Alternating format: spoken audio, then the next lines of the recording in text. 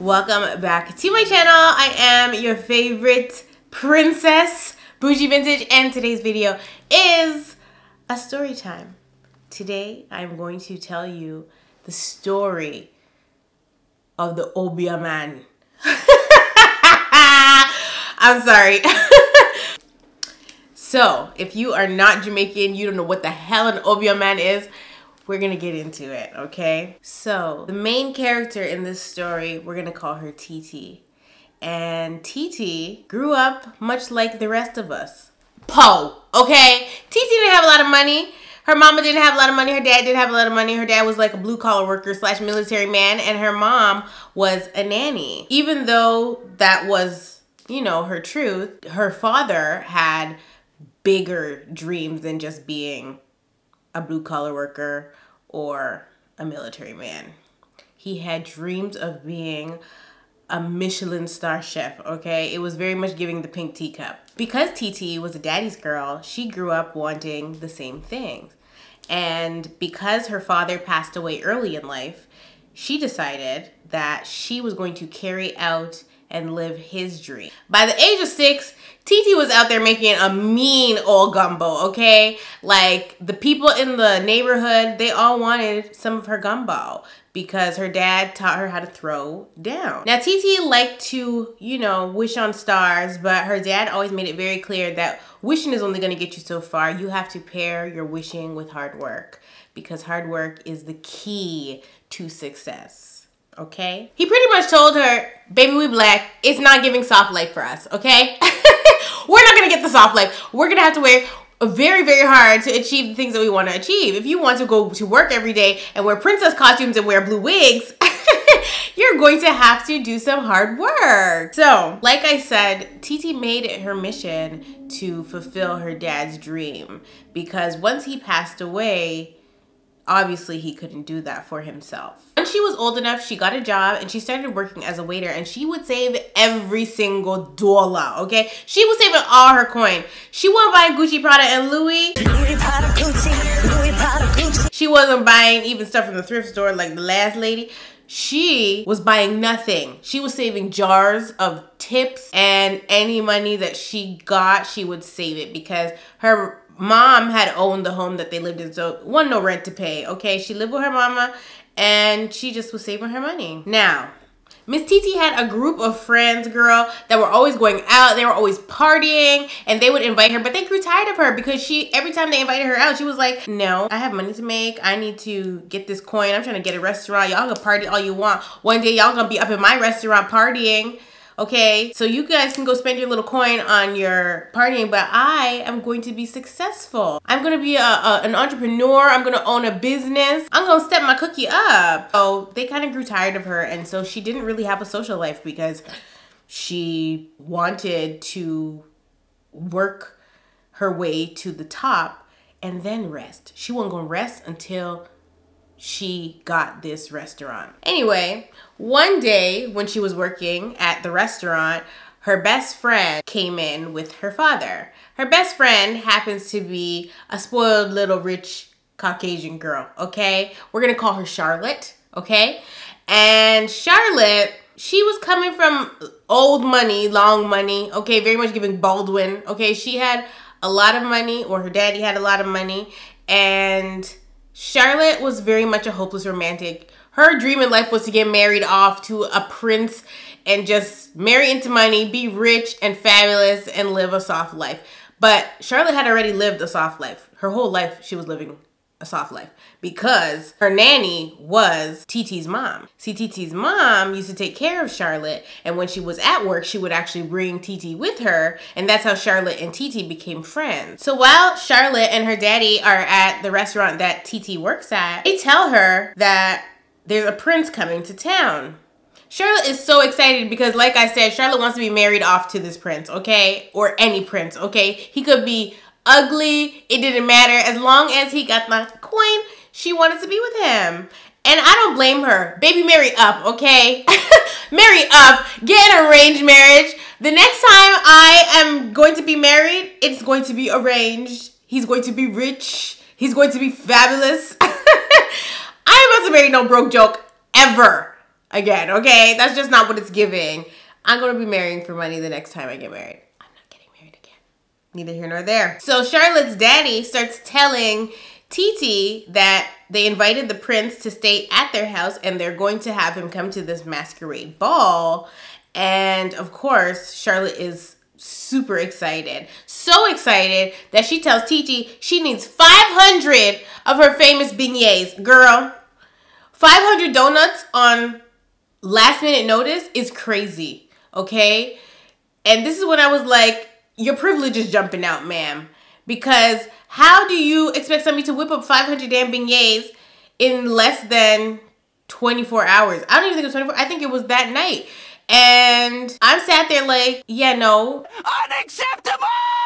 And I feel like in this moment, Titi realized even though she grew up with Charlotte and is friends with Charlotte, Charlotte really just sees Titi as an extension of her mama, aka the help, okay? So make these beignets, even though we're friends, make these beignets because we're not really friends. You are the help's daughter. That's what it was giving. I'm just saying. That being said, Titi didn't really care because Charlotte threw some money at her, okay?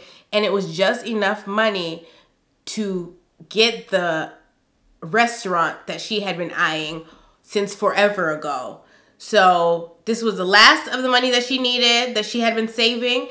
And so she's super excited. She gonna whip up 500, 600, 700, 1,000 beignets because she is just ecstatic that she now has all the money that she needs to secure her restaurant. This is like her dreams are finally coming true. So at this point, Titi's decides she's not even gonna go home after work. She is going to get all of the money that she had saved and head over to the real estate guys, the two brothers, and give them the money and buy the property. Cash, okay? Or put a down payment on the property to secure it. So she's super excited. She does this. She gives them the money and she couldn't be happier. Now, in typical Black household fashion, okay, her mother is growing tired and growing old and wants some grandbabies. So she is encouraging Titi to go out and find her a man. Go have a social life, man, because you was sat up in here every day just cooking, cleaning, saving money. You don't have a man. I need grandbabies. What are you gonna do about this? And unfortunately for her mom, that just wasn't her dream. She didn't want to go and have babies right now, even though she was getting up in age too. She wanted to own a restaurant and be a businesswoman. And that's pretty much what she decided she was gonna do, and nobody was gonna stop her. I feel like at this point, Titi was actually hyper focusing on her work and not putting any focus into the other areas of her life, which I feel like a lot of Black women do. A lot of us are like that, where we hyper focus on one area and don't focus on the other parts. And the other parts just fall into pieces, okay? The other parts are falling to pieces and we're hyper focusing on one certain thing, and then before we know it, we are shriveled up. Anyway, the prince, his name is Naveen, he had come to town and he was living his best life. He had his aide with him, a stumpy old man that was pretty much his right-hand man and should be at his beck and call. When the prince got to town, nobody knew it, but he was dead broke. Where do you find a broke prince at? Why is he broke? He shouldn't even have the title prince, because why is he broke? So he's broke, okay? He's been cut off from his resources because he was giving bum energy over in whatever country he was from. And he pretty much got kicked out of his palace. So he actually came to New Orleans on a mission to marry a princess, or sorry, marry into money. He wanted to marry rich so that he could have more resources. This is problematic, and this is where things take a turn for the absolute worst. The Obeah man shows up out of thin air, okay? He was actually lurking around for a while because he was looking for the perfect person to manipulate, okay? The Obeah man is a narcissist, okay? I'm sorry, that's what he is. So if you don't know what an Obeah man is, an Obeah man is pretty much somebody that dabbles into witchcraft, into evil, casts spells, does lots of manipulation, things like that. And it's the same as like a witch doctor, okay? So if you've not heard the term Obeah man, that's what it is. And it's pretty much a voodoo person. Now this voodoo man, this Obeah man, he was very evil. He was vile. He was sick. He was twisted. And he had his own motives. And he actually had racked up a lot of debt with the spirit world. So he had to find somebody because his time was running out. But only him and the spirit world know this, okay? Approaches the prince, because he knows the prince was coming to town. It was in the newspaper. So he approaches the prince and he reads the prince's palm. And then he offers to do a tarot card reading, okay? The reading, he sees that the prince has been cut off from his wealth, that he wants to marry into wealth, and this is also what the Obeah man is wanting. At the end of the day, the people that are dabbling in the Obeah want riches.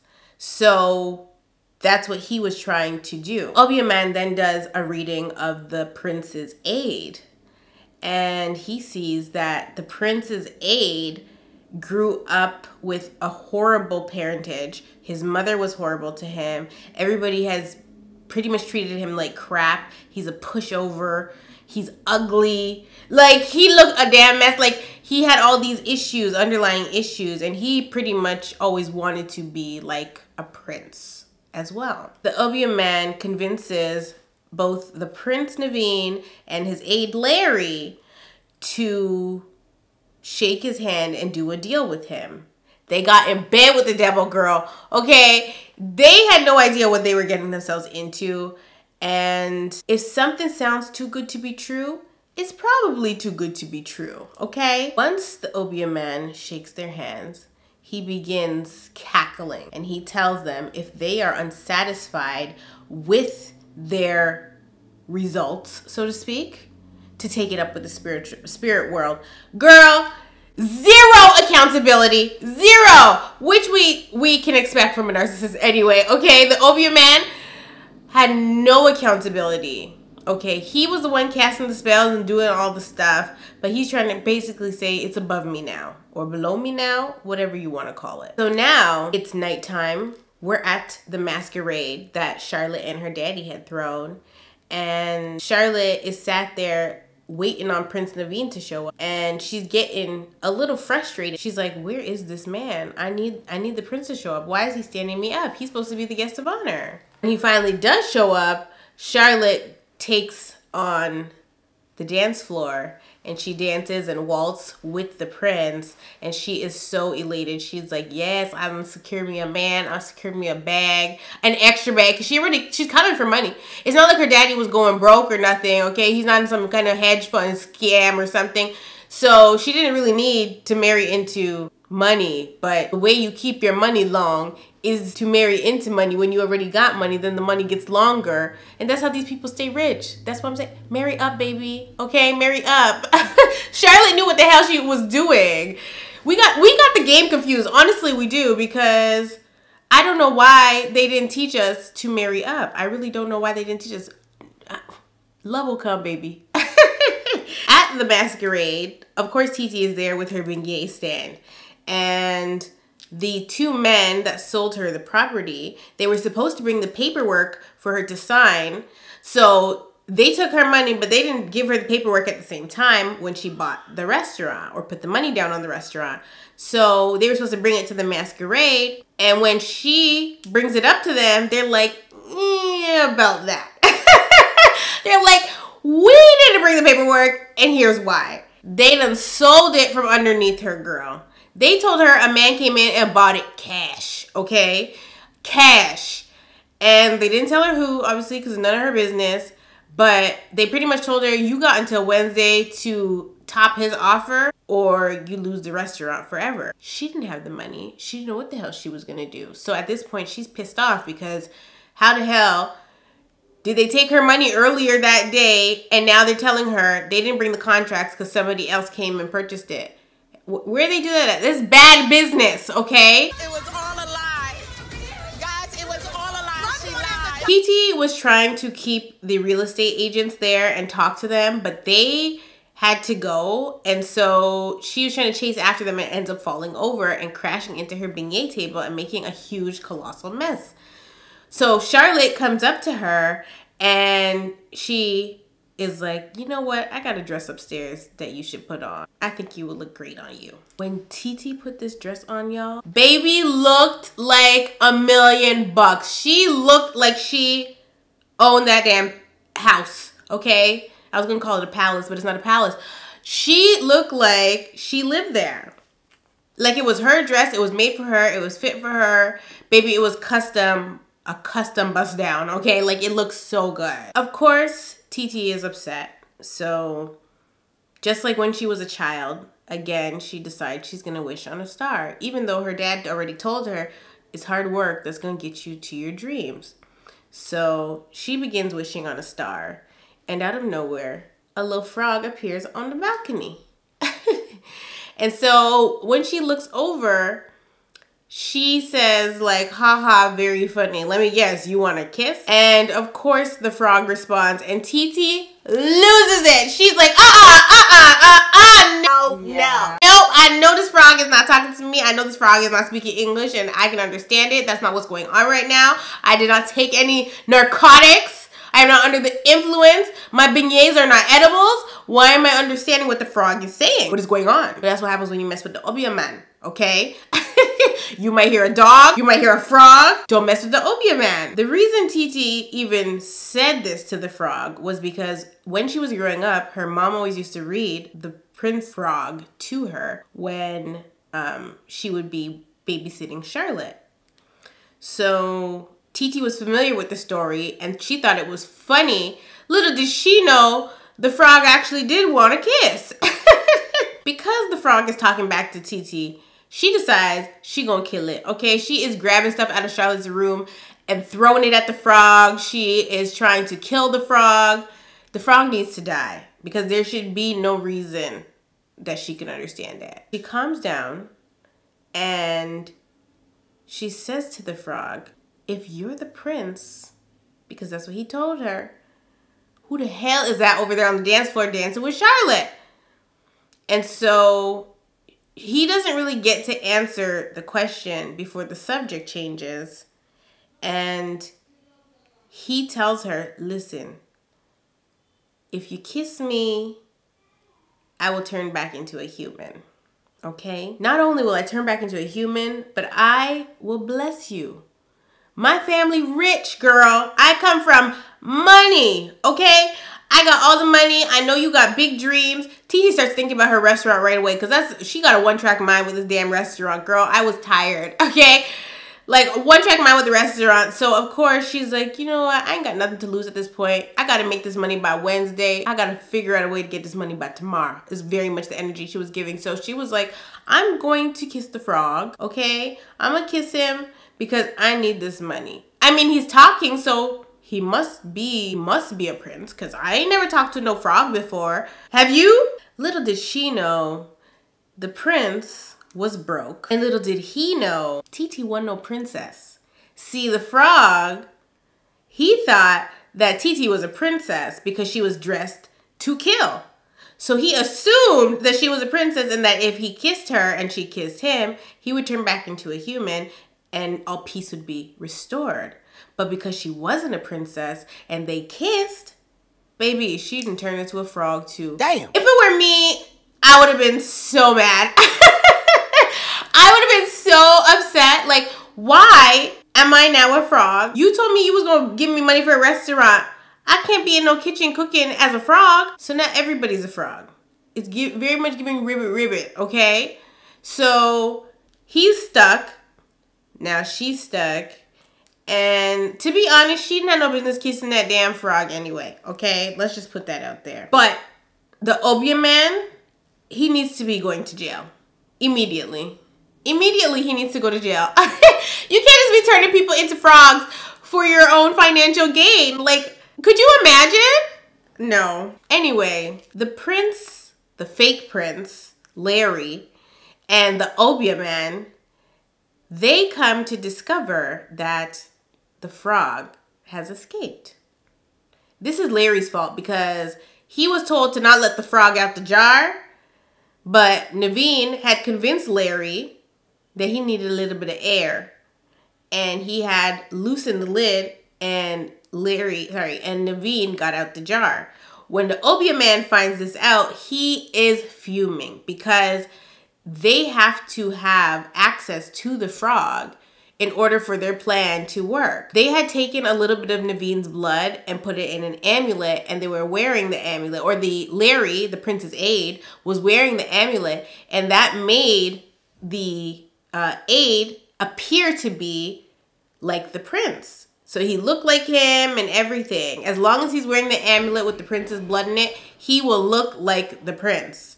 So the amulet tends to drain and you have to keep refilling it. And so because of that, it was draining, and the prince's aide, Larry, started to look like his regular schmegular self again, which was very busted and crusted. So this was a problem. Now, at this point, Larry is trying to back out, okay? He's having buyer's remorse. He's like, I don't want to do this no more.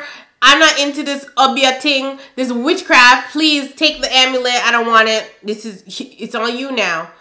But the Obeah man says, unfortunately, that's not how this works. I can't use the magic on myself. That's why he has to manipulate people so that he can get his way, because he can only use the Obeah to manipulate other people to get what he wants. He can't use it to get what he wants on himself. So of course, the Obeah man gets into his coercive control bag, and he convinces Larry to continue out the plan for not only his financial gain, but he's promising him wealth as well. See, the Obeah man, he was scared and frail and had extremely low self-esteem. And he tended to prey on people with low self-esteem that were frail and scared as well. That's just how it works. But despite the Obeah man having low self-esteem, he's also equipped with a whole lot of charm, which is why I called him a narcissist.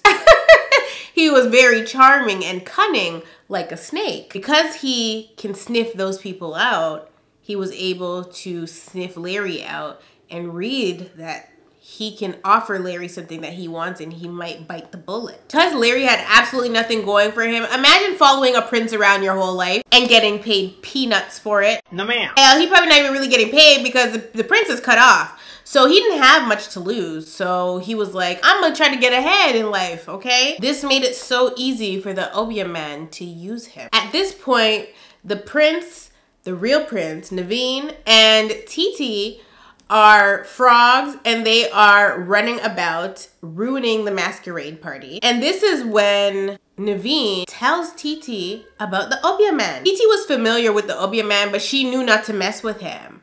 So she tells him the only thing that's gonna get you ahead in life is hard work and dedication, okay?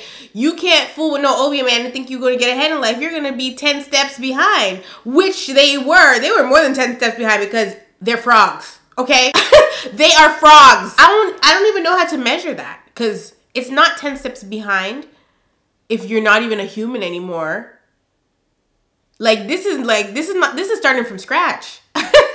This is starting from scratch. You're a whole new creature. Like, you don't even know. There's zero benefit here. So when Titi starts telling him about hard work and dedication, the prince is confused, child. He's like, baby, you're a princess. What hard work? What hard work are you talking about? You don't do hard work. You live a soft life. You're a princess.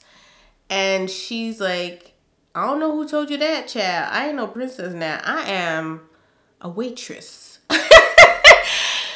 Frog Prince Naveen was shook. He was like, a waitress? Baby, that's beneath me. And I'm thinking to myself, no, it's not beneath you, sir, because you ain't got no money, okay? You're broker than her. She could buy a restaurant. What can you buy, sir? Sit down, because you got the question wrong. Sit down. Sit down. Bye. He has $0 to his name. He's trying to find somebody to manipulate into marrying him so he could get their coin. And he's out here shaming the waitress? No, sir. No. Not on my watch. Not on my watch. At this point, Naveen has the nerve to tell Titi that she's a liar. A liar. And I'm like, is he forgetting that, yes, even though he's a prince, he's broke?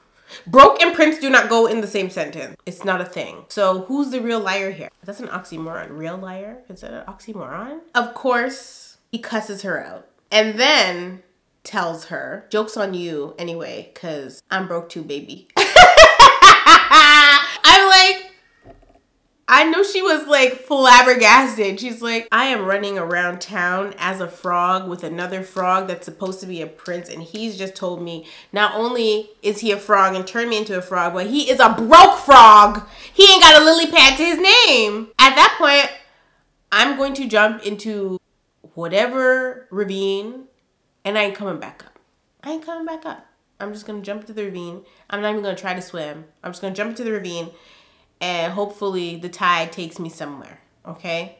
That's what I'm gonna do. So they end up in the bayou and they come across an alligator because now that they're frogs, because of the Obeah man, they end up being able to communicate with other animals because they're no longer humans, but they can also communicate with humans. Humans can understand them if they so choose to speak to them. When they meet an alligator, he tells them that they can be turned into humans if they go to see the Obeah woman, Mama Odie. I'm like, I'm leaving here with something. And the alligator pretty much tells them he'll help them get there because he too wanted to be a human because he loved to play instruments. He loved to play the trumpet. Back in the human world, the fake prince is trying to woo Charlotte into marrying him. But the magic is on a time constraint and the blood in the amulet is running low. Got him!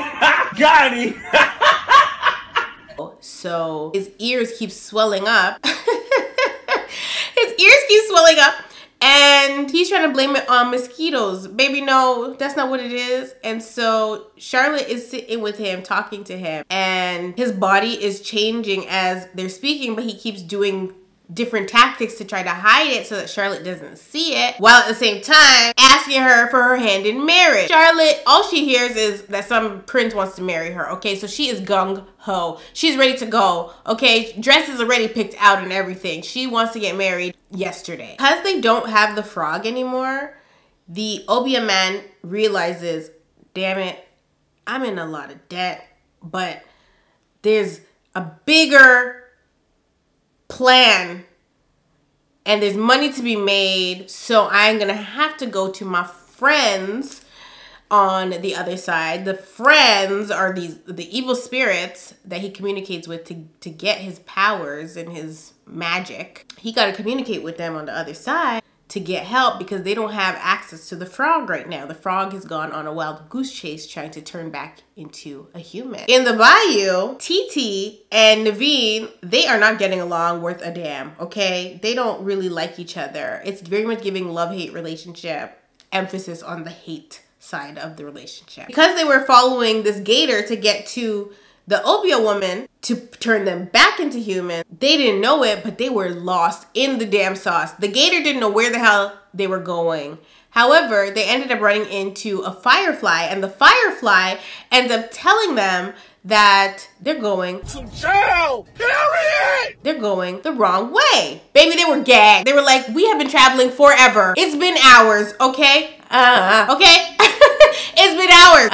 Why did this gator not say that he didn't know where the hell he was going? Why we are lost in the bayou? So this trusty little firefly decides to tell them, we gotta go the other way for Mama Odie. I'ma holla at my homeboys and my homegirls, and we gonna light the way. We gonna get you where you need to go, okay? Because I know Mama Odie personally. So I'm gonna take you to Mama Odie, okay? I'm gonna take you to the Obeah Oman, and she's gonna help you guys turn back into humans. Back in the human world, the Obeah man has approached the spirits on the other side to help him.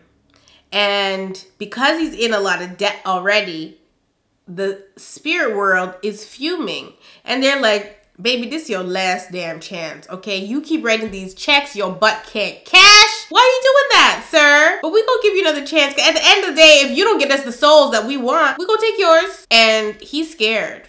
He really is terrified because he already sold his soul to the devil child. So he was on pretty much a clock, okay? A ticking time bomb. It was only a matter of time before he got sucked into the other side and became one of the evil spirits himself. The Obeah man promised the spirits souls, as many souls as there were in the town.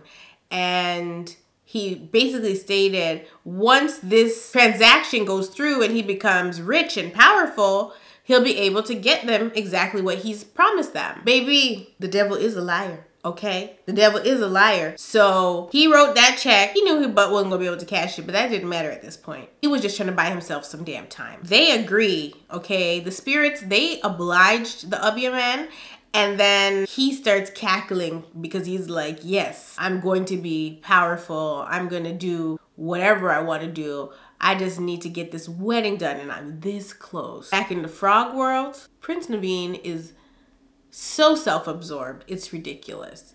Not only is he self-absorbed, he is rude, okay? He is so rude to TT. He tells her, has the audacity, nerve, and gall to tell her that she has a problem, and the problem is that she's uptight. I felt that was really rich coming from him. And so she tells him, baby, you had a silver spoon in your mouth your whole life. You're lazy, okay? And no lazy person is gonna ever come and tell me that I'm uptight and I work too hard or too much or nothing of the sort, even though he was kind of right.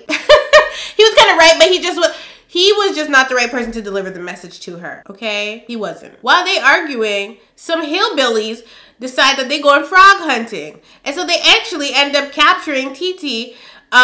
Prince Naveen escapes and he has to help TT get from the capture of the hillbillies. So because they can talk, they actually say something to the hillbillies about being able to talk. And the hillbillies absolutely lose it, child. They was out of there so fast. Okay, listen, the hillbillies took off, okay, like a cat out of water. Very much that. They took off running. They were so scared and shook. They were panicking because the frogs were talking to them. So now, after the princess cussed out TT, now he done told her she's stuck up and works too hard. Now, all of a sudden, he's telling her that you're actually kind of funny. You're actually kind of funny. Sir, choose a side and stay there, okay? Because 5 minutes ago, you were telling me I'm stuck up. Now I'm funny. You better go somewhere with that. I don't know why I'm so mad at Prince Naveen. I really don't. I don't know why I'm so mad at him. He just irritates me. Before you knew it, child, they were mincing mushrooms and making a mean old swamp gumbo, okay? They were making a bayou swamp gumbo. So pretty much wherever you put a black woman, baby, she gonna throw down, okay? She could be a frog in the forest or own her own restaurant or at home with her kids. Maybe she gonna throw down, okay? Wherever she's at, she gonna be able to make something out of nothing. So she had him mince the mushrooms and she made a gumbo for everybody to eat. By the end of the night, Prince Naveen and TT were dancing under the starlight sky. It was giving cute, you know. And Prince Naveen got a little too comfortable. He thought that after one little dancey dance, he was gonna kiss my good sis. I'm like, no, like, you don't get to kiss her. He thought he was Prince Eric and she was Little Mermaid. He thought he was gonna kiss the girl? No, ma'am. No, it's not going down like that. So his eyes are closed and he wants to kiss her. And keep in mind, they're still frogs, okay? And TT's like, not too much. Not too much. We not kissing today, sir. Thank you, but no thank you. Fast forward, they make it to the Obeah. And Mama Odie is not about to make things easy for them or simple, okay? Mama Odie is like, I can help y'all turn back into humans, but you gotta dig a little deeper, girl. Jesus. Okay, it's not as simple as 1, 2, 3. So this is what needs to happen. She tells them, unfortunately, you're gonna have to be kissed by a princess. They're like, we don't know no damn princesses. And so she shows them in her gumbo that there is a princess And the princess is Charlotte because Charlotte's daddy is the king of the Mardi Gras parade. However, Mardi Gras is going to be done by 12 a.m. So y'all got to get back there and get kissed before 12 a.m. Just like Cinderella and her shoe, just like every other damn fairy tale. If it's not done by 12 a.m., you stuck, okay?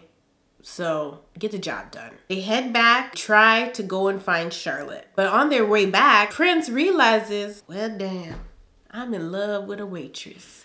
I'm in love with a waitress. Okay, he in love with Titi. And not only is he in love with her, but he wants to tell her, okay? And so she gets to talking to him about her restaurant. You know, she can't shut up about the damn restaurant, child. She gets to talking to him about the restaurant. And he's like, can't even bring himself to tell her that he loves her. Instead of telling her, I love you, this man says, Shut the fuck up. Shut up. This man says, I love how passionate you are about your dream. Sir, that ain't gonna get you the cat. Okay, that's not gonna get you the cat. So he tells her, I love how you light up when you talk about your dream. And he promises her that he's gonna do everything in his power to help her make her dreams come true. At this point, he runs off to go and find the light bug, whose name is Ray, and the alligator. However, in a turn of events, he don't get to find them because the spirits then came and kidnapped him for the Obeah man. Now they have the Prince Frog, or the Frog Prince, in captivity again. And they're able to secure some more blood for the amulet so that they can proceed with the wedding ceremony and collect their funds. It's giving SunTrust. From the boat, Titi sees that Naveen is marrying Charlotte and he's turned back into a human, only it's not the real prince. The prince is still a frog and he's locked in a box, and Titi is sat there heartbroken, crying and pissed off that her man swindled her, okay? That she's still over here a frog and he married this white girl, and when he get on, he gonna leave it for a white girl. That's what it was giving. And so Titi's like, this is ghetto. Like, what is this? He told me he was gonna help me, and I'm still sat here a frog. Only, like I said, he wasn't really the prince. That was still the prince's aide, Larry, looking like the prince. So at this point, the the firefly comes and tells her, it's not what you think. That is not the prince. The prince is still a frog. So he goes and he helps the frog escape out of the box. Naveen jumps out and drags the fake prince off of the Mardi Gras float, and everybody's like gasping for air, girl. They are like, what the hell? Why do we keep having these frog attacks? Titi ends up getting the amulet, and before she can break it, the Obeah man sneaks up and he changes her back into human. He puts her in the serious drip, okay? She was looking like $1,000,000 again. And he puts her in her restaurant and tells her, baby, this could all be yours if you would just hand over that amulet. Do not break it. Give it to me. This is what your daddy wanted. This is what you want. These are your dreams and your aspirations. I could give it to you. You just have to give me the amulet, girl. And so Titi is tempted, girl, because she's like, I did want this. I ain't got the money by Wednesday. And I just really want my restaurant. But Titi had class, okay? Titi was a stand-up chick. So she wasn't going to say, she wasn't going to get into bed with the devil, girl. She been spending her whole night as a frog. You think she's gonna? No. No. Okay, so she's like, you know what? My daddy didn't get what he wanted, but he got and always knew what he needed, and he had it. And I said, period, boo. Okay, so she tells him that, and he's like gagged because most people can be manipulated by him, okay? But it's always gonna be a black woman that puts an end to tomfoolery, period, okay? So she tries to break the amulet, But the spirits were watching, and the spirits caught the amulet and handed it over to the Obeah man. So now the Obeah man thinks he's in power again. TT turns back into a frog girl. At this point, I know she mad, okay? Because she spent her whole night as a frog. She was back as a human, but only for a period of time. Because she's back in frog form now, the Obeah man is getting ready to kill her, girl. He'd get ready to take his little cane and put it right through her little frog heart. But because she's a frog and she secretes mucus, she sticks her tongue out. She grabs the amulet and smashes it on the ground. Girl, all hell broke loose. Trisha, get the keys. All hell broke loose. The spirits, oh baby, they came and they consumed the Obeah man. The Obeah man was shaking in his boots. He was so terrified, girl. I've never seen anybody so scared in my life. He was so scared, and they start consuming him because he can't afford his debt now. With the talisman or the amulet broken, there was nothing else the spirits could do for him. There was no more holding back. They needed what they needed, and he couldn't hold up his end of the deal. So they had to consume him. And the Obeah man wasn't able to perform no more evil. And I was like, praise Jesus, okay? Because the Obeah man is a nasty man. At this point, TT is, you know, she's a little distraught, but she's all right. She's gonna make it. She realizes she needs to find the prince because the clock is running up and it's almost 12. And if they don't kiss Charlotte by that time, I mean, they gonna stay frog. By the time TT pulls up, Naveen, who is still a frog, might I add, is explaining everything to Charlotte. And so Charlotte agrees to kiss him because she thinks she's gonna become a princess if she kisses him, obviously. However, Naveen is in love with TT, and of course TT is in love with Naveen. So in order for this to happen, Naveen's sweet, and he tells Charlotte, yeah, we could get married and all those things. Just please give the money to TT so that she can have her restaurant. TT hears him tell her that, and she picks up the frog and is ready to kiss him, Charlotte, but TT stops them. Baby, it is 11:58 p.m. We do not have time for this, okay? We don't have time for this drama. You can't be stopping her from kissing the frog right now. We need y'all to turn back into humans. But TT says, I don't want my dream. I don't want it if you're not by my side, Naveen. And she's telling Naveen how much she loves him. And it's real sad because if he kisses Charlotte right now, he's gonna turn back into a human, and you know, he's gonna have to marry Charlotte, which I don't really see why. Charlotte, even though she was a bit entitled and, you know, expected 500 beignets and kind of did see TT as an extension of her mom, aka the help, I think she was still a good friend because she was like, oh my God, y'all is in love. This is what we dreamed of our whole life. I'm so happy for you. You found love in a hopeless place, even as a frog. Like, Charlotte is like so happy for TT. She's genuinely happy for her. And she's like, I will kiss him. I will kiss the frog so that y'all can live happily ever after. I will do it. But baby, the clock done struck 12. The clock struck 12 because they were doing all that damn talking. Y'all should have shut up and kissed the damn frog and had the conversations later. Like, y'all sat there hugged up as two frogs deciding you're not going to turn back into humans so you can be together forever? Why couldn't, what? Anyway, so Charlotte kisses Naveen, but it was too late. It was after 12 and she was like, maybe that clock is fast. Baby, it wasn't fast, okay? And you're also not a princess, so the kiss was probably not going to work anyway. Anyway, she kisses him. He don't turn back into human. TT don't turn back into human. They end up back in the damn bayou, child. They go back to the bayou and they ask the Obeah woman, aka Mama Odie, to marry them. Prince Naveen and TT are having a bayou wedding as frogs. The catch here was, though, that once they got married and Mama Odie said, I now pronounce you frog and wife, that automatically made TT a what? A princess. So then, once they kissed, all of a sudden, who turned back into humans? Love always wins. Allegedly. Okay, love prevails. Evil is not going to win, girl. The Obeah man thought.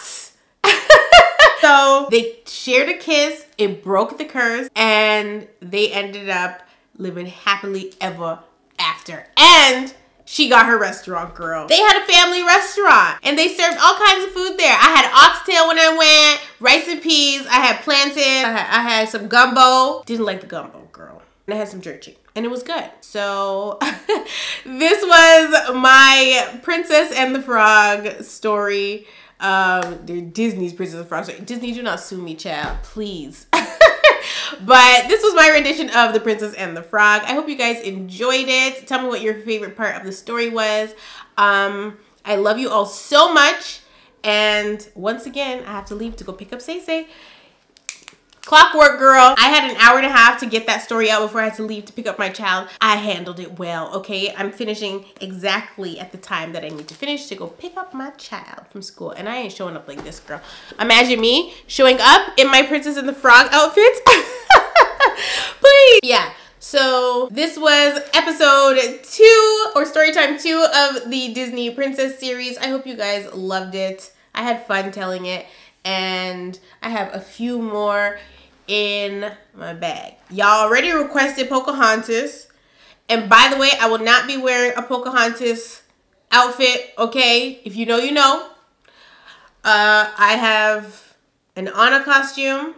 So I'll be telling it as I am Elsa's sister. I have Beauty and the Beast. Child, that might be a biography, that one. Autobiography, Beauty and the Beast, girl. I think I have Ariel. I already did Snow White. I think I have Cinderella. Girl, we're gonna have some fun October, okay? I love you all so much, and I will definitely see you in the next fairy tale.